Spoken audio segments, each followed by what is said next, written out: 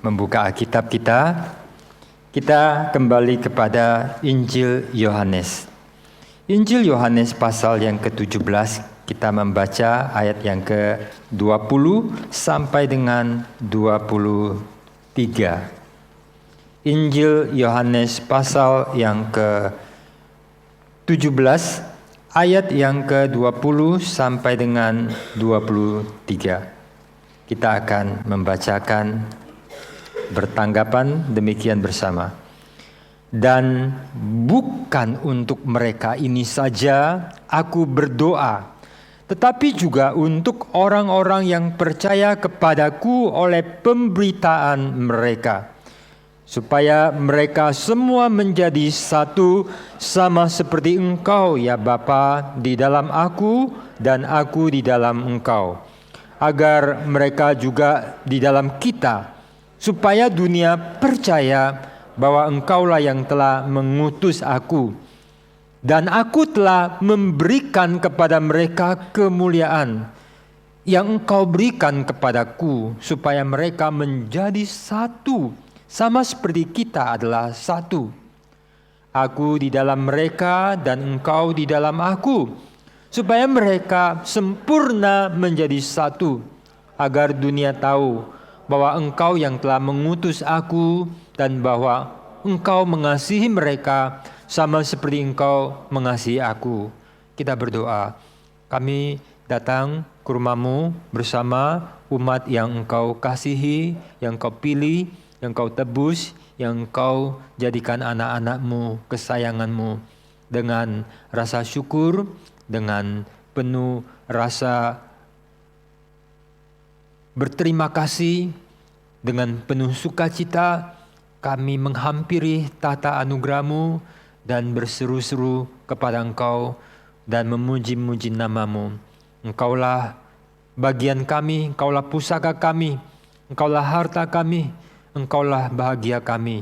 Dan biarlah kami boleh bersukacita senantiasa, dan Engkau boleh bergembira melihat bagaimana hati kami selalu Engkau miliki dan Engkau tarik ke dekat-Mu. Dan biarlah seluruh dunia melihat satu cahaya terang karena anugerah-Mu boleh dilimpahkan kepada umat yang Engkau tebus. Kiranya ibadah kami boleh berkenan kepada Engkau, dan kiranya segala renungan firman yang kami lakukan melalui pemikiran, hati, dan hidup kami boleh berkenan kepada Engkau. Di dalam nama Tuhan Yesus kami telah berdoa. Amin. Doa Yesus adalah satu berkat. Doa Yesus bagi murid-murid adalah ungkapan isi hati yang terdalam. Doa Tuhan Yesus bagi murid adalah rancangannya yang terbaik untuk itu diwujudkan. Dan itu pasti akan terlaksana. Doa itu sangat berkuasa. Itu janji Tuhan bagi kita. Terlebih-lebih lagi doa Tuhan Yesus. Yesus berkata bahwa aku berdoa bukan hanya untuk murid-muridku, sekelompok pengikutku yang ada sekarang, tetapi juga bagi satu kelompok pengikut atau murid-murid yang akan menjadi percaya di masa yang masih jauh, sampai kepada kesudahan zaman, di mana akan ada orang-orang yang akan percaya melalui pemberitaan Injil, mulai dari para rasul dan diteruskan sampai ujung bumi, dan kita adalah orang yang termasuk di dalamnya melalui pemberitaan para murid. Di sini ada asumsi, ada presuposisi, ada di dalamnya ide bahwa kematian Yesus yang segera akan datang itu bukanlah satu tragedi, tapi satu victory.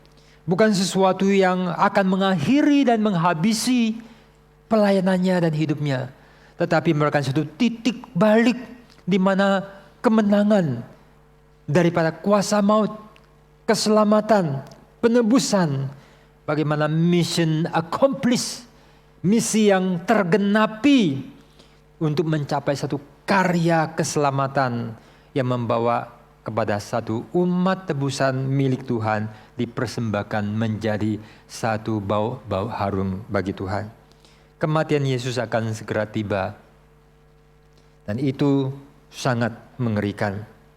Tetapi justru inilah jalan yang harus dia tempuh, yang dilihat dari pandang yang berbeda. Ini bukan bencana, tapilah jalan menuju satu karya besar digenapi, yaitu penebusan yang telah direncanakan, yang dinubuatkan, yang dinantikan. Dan melalui itu semua problem kejahatan, evil, yaitu dosa, kematian, dan juga akan satu laknat, itu semua akan dibereskan dan hidup kekal akan dicurahkan kepada umat tebusan. Dan berita keselamatannya akan dikabarkan sampai ke ujung bumi. Ini adalah satu kisah terbesar. The greatest story ever told. The great redemption. The greatest accomplishment. Inilah satu berita yang harus disampaikan ke seluruh muka bumi. Nah saudara, di dalam ucapan atau apa yang Tuhan Yesus katakan dalam doa tersebut, terdapat satu pemikiran bahwa murid-murid tidak akan tercerai-berai terus-menerus. Ada saatnya mereka shock, tapi mereka akan dikumpulkan dan mereka akan menjadi pemberita Injil. Mereka akan mengabarkan. Mereka bukan orang yang akan dihentakkan lalu kemudian dibuat KO, tapi mereka akan very okay. Dan mereka akan menjadi berkemenangan. Mereka akan memberitakan berita pengharapan. Mereka adalah bukan pecundang. Mereka adalah pembawa pengharapan, pembawa keselamatan. Mereka yang diharapkan dari ujung-ujung bumi. Dan mereka akan membawa kabar baik itu. Dan kemana kabar baik itu disampaikan, Injil itu disampaikan, di situ akan ada orang yang percaya.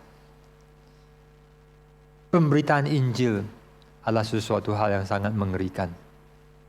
Karena mengabarkan hal yang abstrak sepertinya. Tentang seorang yang mati di kayu salib. Apalagi para murid waktu itu. Sebagai kelompok yang rendah, lemah.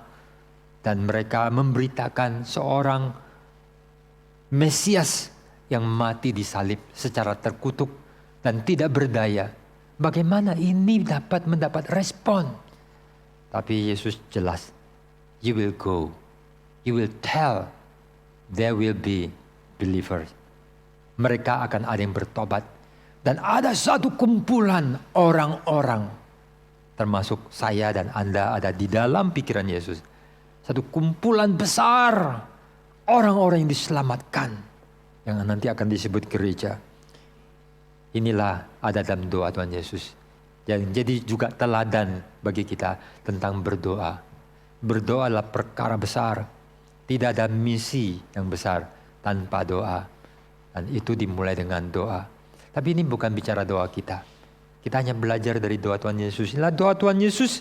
Bahwa di dalamnya adalah suatu misi yang disampaikan. Pemberitaan Injil yang disampaikan. Dan mereka menyampaikan dengan intinya bukan berita-berita yang lain. Tapi Yesus Kristus, Injil Yesus Kristus, Allah yang inkarnasi menjadi manusia, menebus dosa, menyucikan kita dari segala dosa, mendamaikan kita dengan Allah, sehingga kita boleh diterima kembali, diperbaharui. Dan ada satu kelompok orang yang akan diubahkan, yang akan disatukan dengan Allah. Allah yang suci, Dia mempersatukan kita dengan dirinya. Bagaimana ini bisa terjadi? Saya tidak percaya kepada ajaran agama yang sebenarnya sangat mengagumkan. Ideal yang baik, moral yang baik, konsep yang baik, tapi itu kosong. Karena tidak ada the power, dinamis, dinamo, ada kekuatan untuk merubah. Bagaimana harimau dapat membuang belangnya? Bagaimana orang berdosa dapat disucikan? Tidak bisa dikerjakan oleh moralis, tidak bisa dikerjakan oleh seorang tokoh pendiri agama yang sendirinya orang berdosa. Hanya di dalam Yesus Kristus yang melalui karya nyata Dia datang ke dalam dunia, melalui penebusan darahnya yang begitu berkuasa itu, memberi pembaruan. Dan disitulah kita menghadapi hidup melihat, melayani, dan bagaimana banyak hal yang berakhir dengan kekecewaan. Pengharapannya cuma satu, Injil. Semua usaha, niat baik, ajaran, social work untuk memberi sejahtera, semua tidak akan ada satu manfaat. Politik berlangsung, usaha niat baik orang untuk membuat satu sejahtera, tetapi akan terbentur dengan keberdosaan dan kelicikan manusia.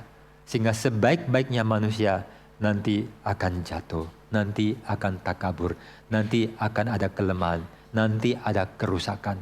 Betapa sulit membangun, betapa mudah untuk menghancurkan, betapa mudah untuk menyeleweng. Maka pengharapannya adalah di dalam Yesus Kristus. Saudara, saya pernah membaca tuh kisah yang sangat menyesakkan hati. Seorang, saya lupa pernah ngomong di sini atau di pemuda atau di guru-guru atau di persekutuan doa, kemungkinan di persekutuan doa.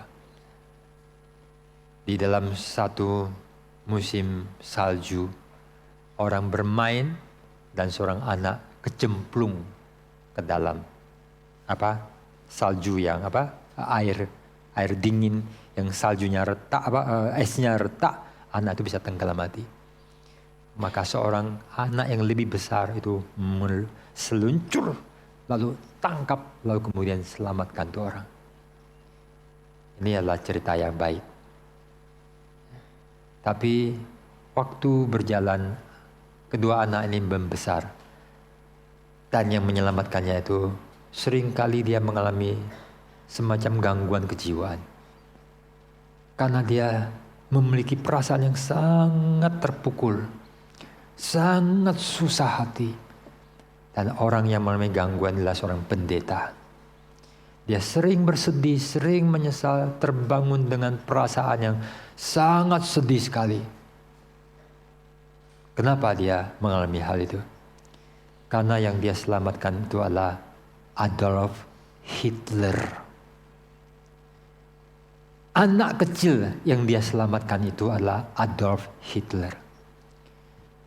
Dan pendeta ini berpikir, bagaimana kalau hari itu aku tidak menyelamatkan dia? Aku telah menyelamatkan seorang yang menjadi seorang monster bagi abad ke-20. Saya membaca kisah ini dan menjadi kisah pertama dari buku yang saya baca itu. Saya sulit melupakan dan timbul pertanyaan. Saya sangat empati sama pendeta itu. Kalau hari itu saya tidak menyelamatkan anak kecil itu, dunia mungkin lebih baik. Begitu heroik tindakannya menyelamatkan.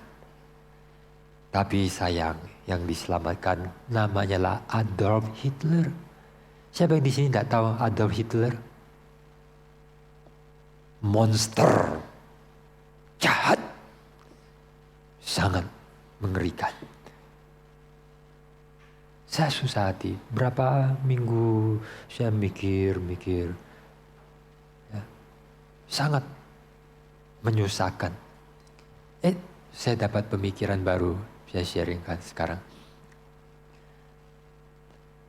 Kalau kita melakukan pelayanan, pertolongan, bantuan, kalau kita hanya menolong seorang anak selamat dari air, dari tenggelam di tengah es, eman. Kalau kita mendirikan sekolah Kristen, misi dan bantuan, dan menolong orang menjadi a good man, menjadi orang yang sehat, menjadi sejahtera. Sayang, kalau dari antara orang-orang tersebut akan menjadi seperti Hitler, seperti Adolf Hitler. Tak cukup hanya ada sekolah Kristen, ada gereja, ada baptisan. Sudahkah orang itu benar-benar dibawa? Itulah Injil. Kalau tidak mungkin dari tempat-tempat yang kelihatan ada banyak social work, ada bantuan-bantuan, ajaran-ajaran yang membuat orang menjadi lebih maju. Lihatlah, setelah manusia maju, seringkali manusia berkelakuan seperti keledai, menendang Tuhan yang memberi makan. Israel menendang Tuhan yang memberi mereka dia makan. Eropa, Amerika menendang Tuhan yang memberi mereka kemuliaan untuk mereka akan jadi nista. Maka yang paling penting adalah Injil. Melihat hanya angka anak-anak yang diinjili angkat tangan. Melihat orang yang kemudian mempersembahkan diri jadi hamba Tuhan. Mungkinkah di situ akan ada yang orang-orang yang paling jahat, penyesat, yang akan mengajak orang lakukan hal yang tidak benar, sesuatu penyimpangan, kesesatan, bunuh diri bersama, atau hal-hal yang sangat buruk. Saudara, Injil adalah apa yang sangat penting. Oleh sebab itulah KKR yang 3.000 anak, kita kerja begitu mikir-mikir, KKR regional, satu anak dikasih 10.000 untuk kue sama susu. Ya, kita belum dapat dari presiden yang akan datang makan siang gratis. Ya, gratisnya baru dari gereja. Ya, kita 10.000 itu cuma satu roti kecil sama satu susu yang kecil. Ya, itu 10.000. Begitu dikali 3.000 jadi berapa? 30 juta. Transportasi untuk mereka datang. Ya, itu kira-kira mungkin 75 atau kurang. Ya, belum lagi nanti, ternyata itu yang melayani perlu dikasih makan nih. Mereka tidak boleh cari makan lagi. Dan akan ada 10 sesi ini panggung boneka. Ya, harus ada vitamin, tidak boleh sakit. Hari itu izin sakit tidak ada. Ya, tidak boleh ada izin sakit, suara hilang tidak boleh ada. Ya, semua harus prima. Itu harus ada Musa dan Harun, ya, yang harus menopang doa. Tidak boleh diturunkan tuh tongkat Musa. Ya, harus doa, ya, memberkati supaya terus prima dan ada kemenangan. Begitu turun langsung akan jadi lemah. Belum lagi kita berpikir satu hal. Kalau kita bisa memberi buku rohani untuk anak untuk mereka baca, itu alangkah baik. Itu bukan kerugian. Itu memenangkan. Amin. Begitulah cara aku dulu diberkati. Orang ngasih saya buku. Orang ngasih saya hadiah buku. Kasih saya Alkitab. Ada yang bayar. Hasilnya adalah seorang yang jadi orang Kristen, bahkan hamba Tuhan, di reform bersama pendeta Stephen Tong yang sangat diberkati Tuhan. Karena ada yang melayani. Luar biasa. Mereka harus bersuka cita atas apa yang mereka lakukan. Gimana dengan guru-guru? Saya berpikir selalu berhutang. Berhutang untuk memberi. Karena kalau mereka diberi, mereka dapat buku yang baik. Angka baiknya. Tadi 120 juta, mungkin perlu ditambah. Gede juga uang. Tapi 3.000. Semua kan sia-sia. Capeknya kita, repotnya kita. Kita bisa sewa satu ruangan 5.000. Tapi pengalaman kurang efisien. Kita lakukan kerja lebih berat. Supaya kita bisa menyentuh. Untuk ruangan ini yang kalau mic-nya aja tidak fungsi, masih bisa kedengaran kalau teriak. Supaya bisa terkonsentrasi. Jadi niat rela itu sangat besar dari seluruh tim. Luar biasa. Tapi satu hal, jangan sampai sasaran itu tidak terkabul. Anak kecil itu ditolong dari es dan tenggelam. Dia selamat. Sayang, dia tidak selamat rohaninya. Dia tidak selamat hidupnya. Dan dia jadi seorang pembenci umat manusia. Gereja adalah berperang. Tuhan Yesus berdoa bagi dunia, bagi penginjilan. Aku akan mati, jangan sedih. Aku akan bangkit. Kamu tidak akan tercerai-berai. Kamu akan kembali, kamu akan dikuatkan. Kamu akan jadi umatku. Kamu akan diberkati. Kamu akan siap mati bagiku. Kamu akan berbahagia. Tapi bukan berhenti di kamu. Sampai terusnya. Nanti di tahun 2000 ada Solomon Yo perlu kamu selamatkan. Ada Andi, ada Devi, ada Budiman, ada Suarsono, ada Enik, ada banyak orang yang perlu diselamatkan. Injil disampaikan dan selanjutnya masih ada lagi. Inilah tugas panggilan kita. Dan Tuhan melihat satu gereja, umatnya, tubuhnya, dan kemuliaannya. Inilah hal yang indah. Beberapa waktu lalu saya membaca kembali satu buku yang lama, zaman dahulu saya beli. Sebagian buku yang Anda beli dan belum dibaca jangan mengatakan, di rumah sudah banyak buku, tak beli lagi. Belilah buku yang bagus, yang sebagian mungkin sudah tak dijual. Dan saya membaca kembali tentang pelayanan misi di Papua. Tentang bagaimana diberikan pendahuluan kondisi mereka. Di mana ada banyak suku di sana dan suka berperang dan suka mengayau. Yaitu penggal kepala, badannya dipotong-potong, dibagi-bagi dan dimakan. Ya. Lalu bagaimana budaya yang sangat aneh dan mengerikan sekali. Yaitu kebanggaannya adalah pengkhianatan. Itulah kepahlawannya. Pahlawan adalah pengkhianat yang besar. Sampai ada cerita-cerita yang lebih melegenda jika ada cerita kepahlawanan yang lebih super. Lalu di tengah pertikaian yang sering terjadi permusuhan, balas dendam, maka satu saat ada orang merencanakan satu tindakan kepahlawanan yang akan nanti akan dibicarakan yang penuh kebanggaan, yaitu pengkhianatan. Lalu kemudian inilah yang dilakukan yang belum pernah dilakukan. Saudara mengkhianati saudara sampai dilakukan sesuatu hal tradisi yang tidak boleh ditolak. Yaitu mertua ini akan mengkhianati menantunya. Dan gimana mereka itu datang baik-baik, disambut dan pesta. Disitulah ditikam, diayau, dipotong kepalanya dengan pisau yang belum tajam itu, dengan kapak batu. Lalu kemudian kepalanya lepas. Ya, lalu kemudian dipotong-potong. Dan itu menjadi satu cerita kepahlawanan.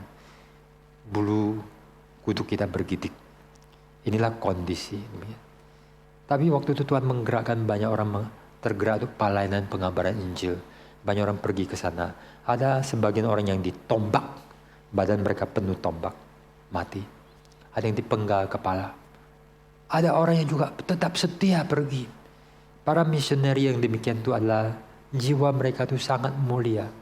Satu hari mungkin akan ada berbaris para misioneri yang jadi martir. Dan kita melihat hati mereka itu bersinar terang. Hidup mereka itu luar biasa indah. Sangat indah. Kaki yang membawakan Injil pergi ke sana. Saudara, singkat cerita. Lalu kemudian ada yang menjadi percaya. Lalu ada yang dipertobatkan. Dengan susah payah, dengan risiko. Kemudian ada yang menjadi percaya. Singkat kata saudara. Saya mempunyai seorang kakak kelas. Di saat kakak kelas 1 tahun di atas saya. Seorang pria.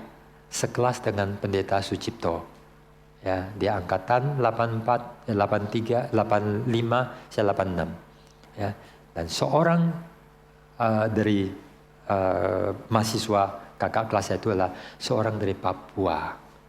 Namanya saya masih ingat, Jeremia. Wajahnya lembut. Ternyata orang Papua itu sebagian itu lembut sekali. Lembut. Sebagian itu memang cukup mengerikan. Saya bersyukur Injil membawa satu keselamatan. Dan perlu terus dibina supaya iman yang benar. Yang saya khawatir bahwa masuk ajaran-ajaran kekerasan dan radikal. Begitu masuk yang radikal, kekejaman, pembunuhan. Itu yang dulu pernah bersemi akan bersemi kembali. Itu sangat mengerikan. Perlu banyak doa. Tapi Injil di mana diberitakan akan membawa satu keselamatan. Kita lihat bagaimana sejarah berjalan, orang-orang yang hidup dalam kegelapan didatangi Injil. Para pengabar Injil datang, lalu kemudian ada orang yang bertobat dan menghasilkan orang-orang yang jiwanya begitu indah bagi dunia. Daerah-daerah Eropa yang dulu adalah bangsa-bangsa yang penuh dengan perang, Viking, Visigoth, macam-macam. Orang barbar kemudian menjadi Kristen. Karena ada yang pergi seperti orang Israel keluar melewati suku Kanaan yang badannya gede-gede. Tapi dengan kekuatan Injil mereka mengabarkan Injil dan bertobat dan menjadi orang Kristen, wilayah Kristen. Lalu kemudian lahirlah orang-orang yang bernama Agustinus, ya, Santo Agustinus. Ada kemudian banyak sekali tokoh-tokoh yang begitu mempunyai satu hidup yang begitu indah, ya, yang sangat baik sekali. Ada John Bunyan, ada John Newton, dan di Tiongkok ada juga seorang anak yang mungkin tidak baik kalau tidak salah riwayatnya, kemudian dengarkan Injil dan bertobat jadi anak yang baik. Kalau tidak salah namanya lah Andrew G. Saya masih membaca kembali riwayatnya, khawatir salah orang. Bagaimana banyak sekali orang yang kemudian diubahkan dari orang-orang yang tidak baik menjadi baik, yang hidupnya penuh keindahan, membawa berkat, membawa keindahan. Terlalu banyak orang yang membawa kebaikan demikian. Allah bekerja di setiap zaman, membawa banyak orang kepadanya, dan pekerjaan Allah terus berkembang.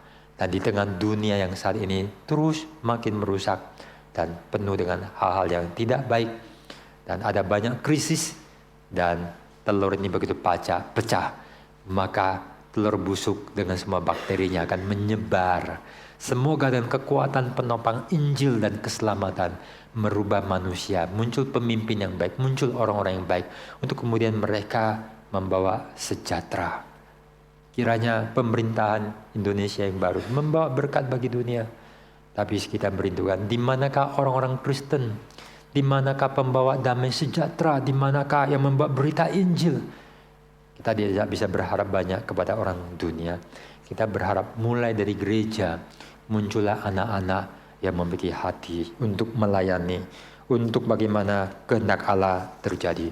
Tuhan berdoa untuk satu masa depan yang panjang, satu gereja, orang yang diselamat dan percaya dia akan mati, bukan yang kalah, tapi membawa kemenangan, dan dia tahu akan membawa sejarah kemana.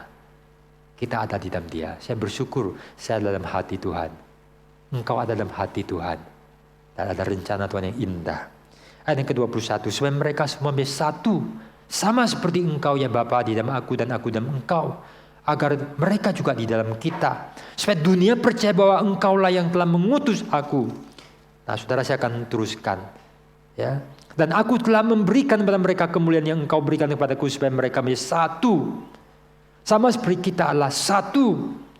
Aku di dalam mereka dan Engkau di dalam aku, supaya mereka sempurna menjadi satu, agar dunia tahu bahwa Engkau yang telah mengutus aku dan bahwa Engkau mengasihi mereka sama seperti Engkau mengasihi aku.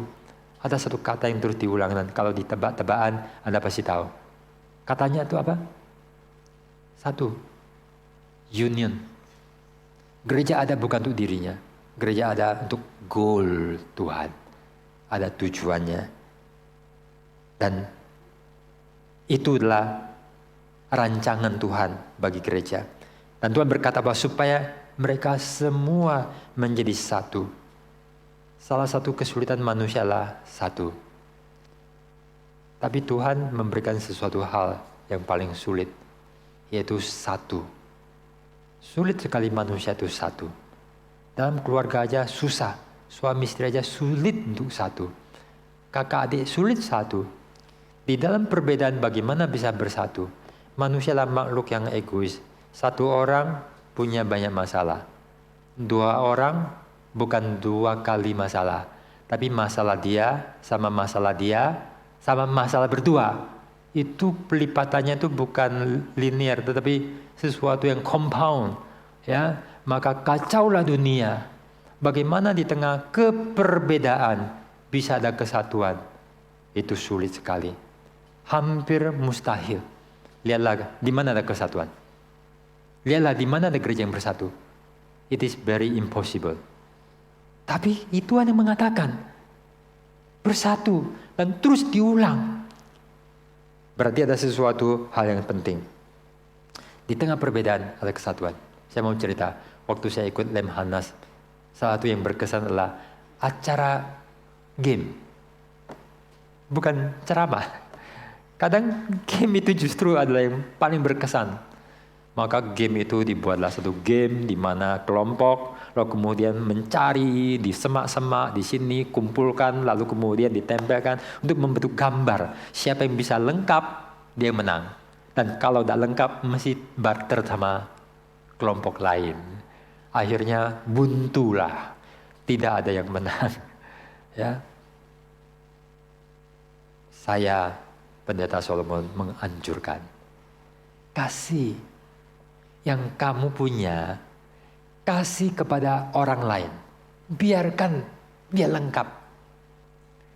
Pendeta kan penuh cinta kasih. Memberi, tidak usah pikir nih, aku tidak didengar.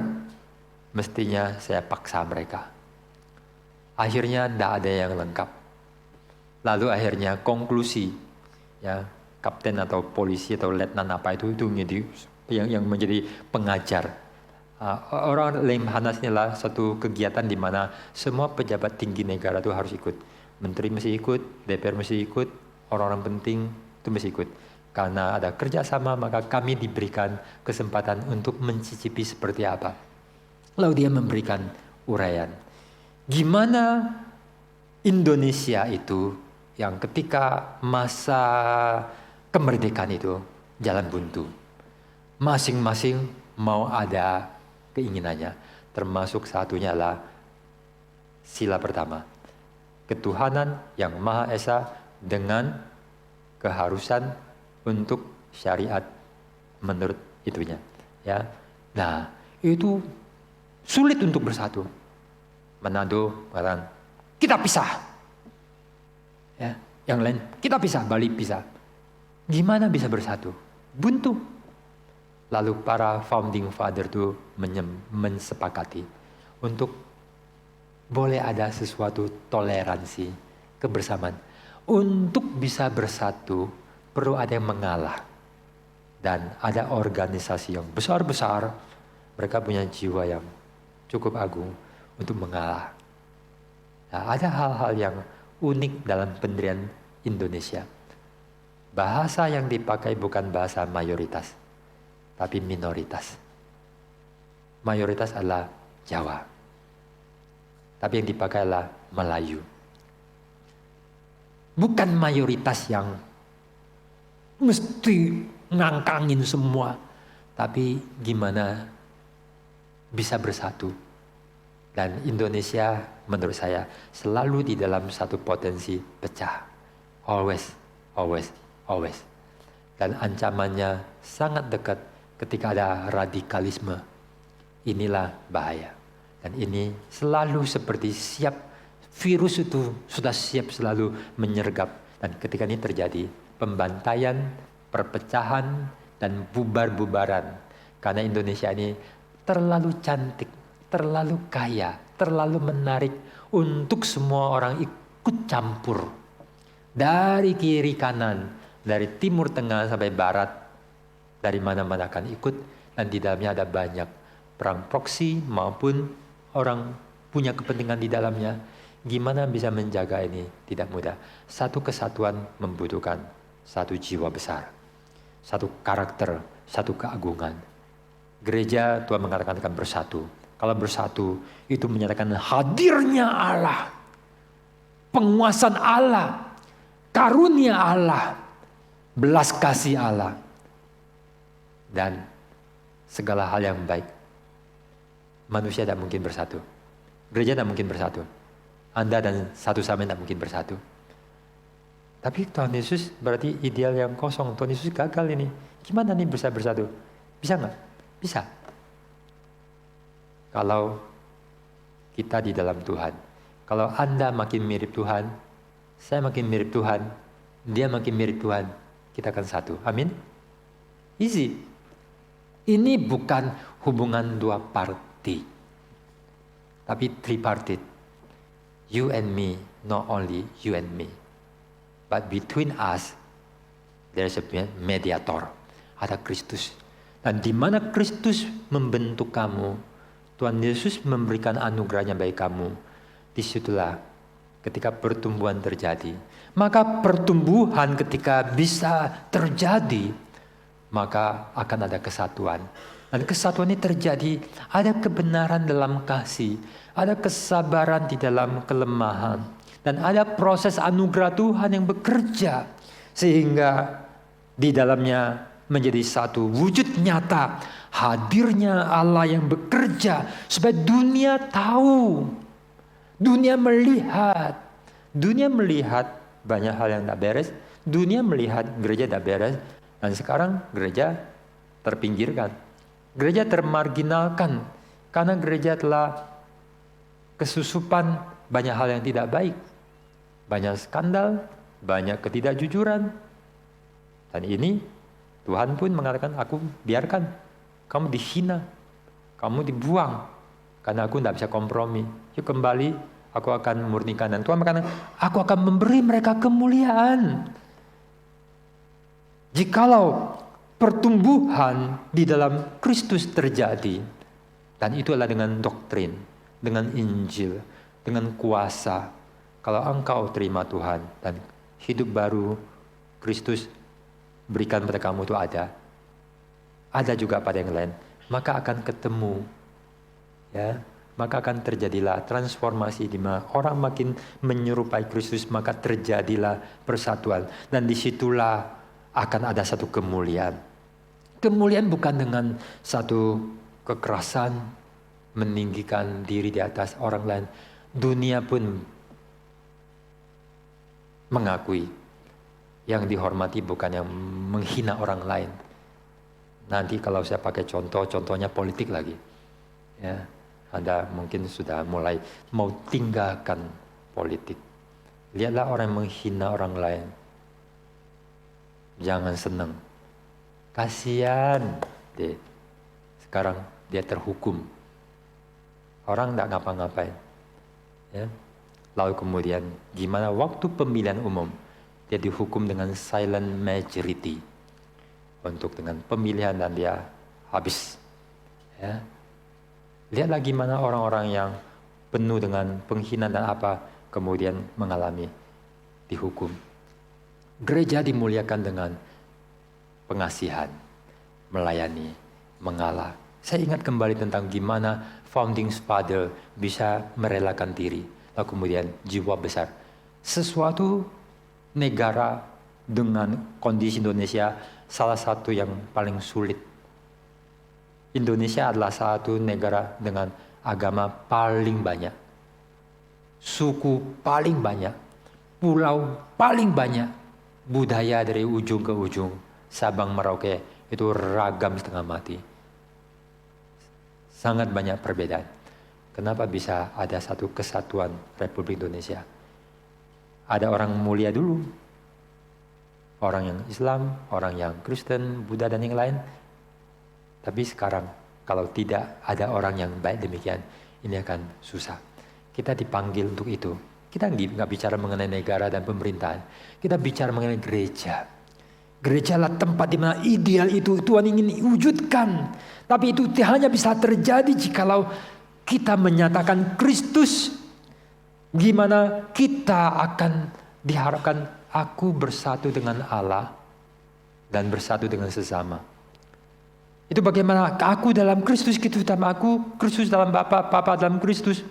Inilah suatu union yang sangat mystical, sangat mulia. Dan itu tidak ada dalam agama dan moral. Ada di dalam iman dalam Yesus yang harus inkarnasi dan mati. Bangkit. Injil diberitakan. Kita bertobat. Kita percaya. Dan kita hanya lihat itu semua abstrak. Saudara, ada colokan-colokan itu. Kalau sembarangan, yuk pegang. Tidak ada apa-apanya. Yuk langsung jadi gosong. Yuk langsung mati. Tak kelihatan, tapi kuasanya membuat satu kota itu terang benderang. Tuhan itu adalah satu kuasa nyata. Injil itu satu kuasa nyata. Ketika kita hidup dalam iman, ketika kita menyatakan iman, hidup rohani itu nyata dalam hidup kita. Dan di tengah kondisi, kadang justru di tengah kondisi lah menjadi kanvas satu lukisan itu dilukis. Dalam tengah problem itulah bagaimana anugerah itu dinyatakan.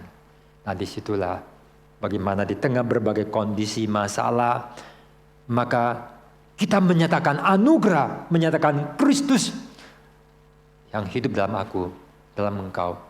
Di tengah perbedaan, masalah, gesekan, kasih karunia itu nyata. Saya paling agak menghina orang yang baru tersinggung sudah pergi. Dia gak bisa jadi orang Kristen yang baik. Dia gak mungkin pengikut Kristus yang baik.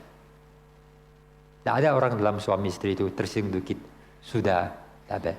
Atau dia bodoh untuk setelah tersinggung selama-lamanya mencatat sampai hari kematian. Inilah dosamu yang tak pernah tak ampuni. Tidak ada orang Kristen seperti itu. Ada orang yang demikian sampai mau mati dia masih menyimpan. Kenapa? Karena dulu odolnya pencetnya salah. Simpan 50 tahun. Betapa bodohnya manusia. Pada ada begitu banyak bahkan kesalahan lebih pun Tuhan sudah mengampuni. Kenapa kita tidak bisa mengampuni? Lalu hidup dalam cinta kasih dan satu sukacita, kebahagiaan dan membawa pancaran kebaikan itu kepada sekitarnya. Surga tidak mungkin ditinggali menjadi kediaman, tempat diamnya orang-orang yang tidak mengalami cinta anugerah Tuhan. Mereka tidak akan bersuka cita di sana. Mereka akan memilih neraka karena jiwa mereka tidak cocok di situ. Dengan melihat anugerah yang bukan dari manusia, dunia lihat. Kayaknya apa rahasia? Kamu bisa gitu ya? Kristuslah jawaban. Kristus membentuk aku di tengah kesulitan dan air mata dan darah yang mengalir. Aku didisiplin dan akhirnya aku nurut bahwa Kristus di dalam hidupku. Dan bagaimana sesama orang yang mengikut Tuhan, mentuhankan dia. Mengatasi semua ego, kesulitan, problem-problem. Termasuk problem pengampunan, problem perbedaan, belas kasihan. Dan disitulah orang melihat, inilah contoh. Dunia ada banyak ideal, tapi sulit dilaksanakan. Berusaha diperjuangkan, tapi superficial. Di dalamnya kopong. Sangat indah. Manusia dicipta dengan ide-ide yang mulia. Manusia mengarah ke situ. Semua bajingan pun mengakui tentang berbuat baik. Lebih baik daripada korupsi dan merampok. Sekalipun mereka lah perampok. Karena ideal itu harus diakui. Tetapi yang sungguh-sungguh bisa menghidupi dan mencintai.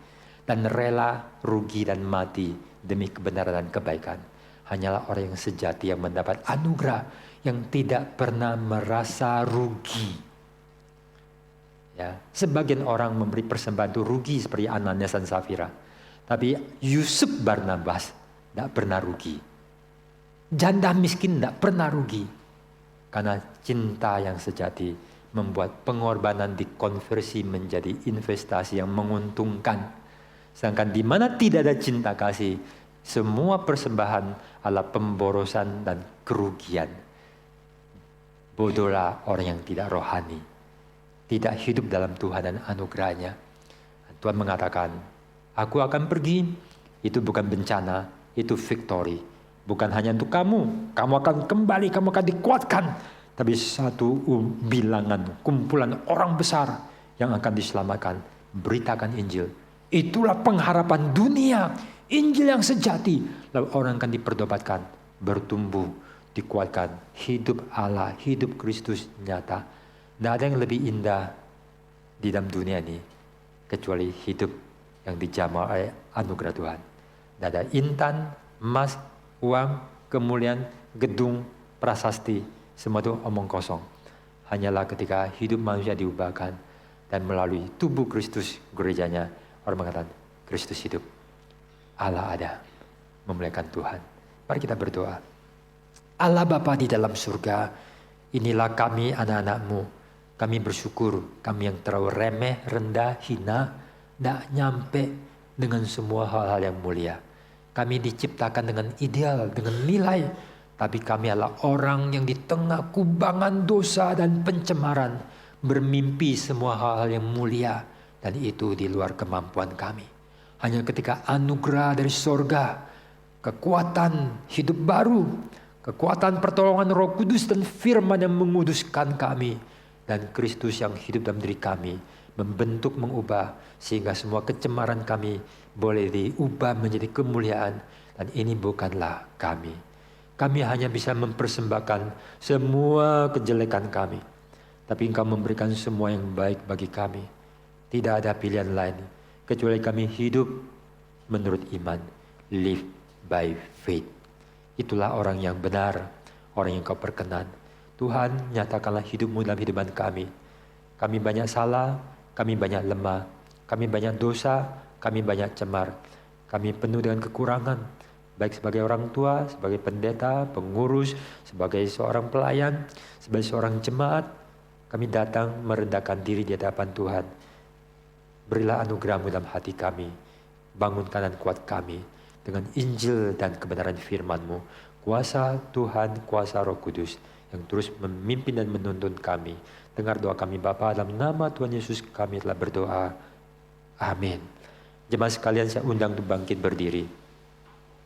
Mari bersama dengan gereja di segala abad dan tempat kita mengucapkan pengakuan iman rasuli. Aku percaya kepada Allah, Bapa yang Maha Kuasa, Khalik langit dan bumi, dan kepada Yesus Kristus, anaknya yang tunggal Tuhan kita, yang dikandung dari Roh Kudus, lahir dari anak darah Maria, yang menderita sengsara di bawah pemerintahan Pontius Pilatus, disalibkan, mati dan dikuburkan, turun ke dalam kerajaan maut. Pada hari yang ketiga bangkit pula dari antara orang mati, naik ke sorga, duduk di sebelah kanan Allah Bapa yang Maha Kuasa, dan dari sana Ia akan datang untuk menghakimi orang yang hidup dan yang mati. Aku percaya kepada Roh Kudus, gereja yang kudus dan am, persekutuan orang kudus, pengampunan dosa, kebangkitan tubuh dan hidup yang kekal. Amin. Boleh silakan duduk.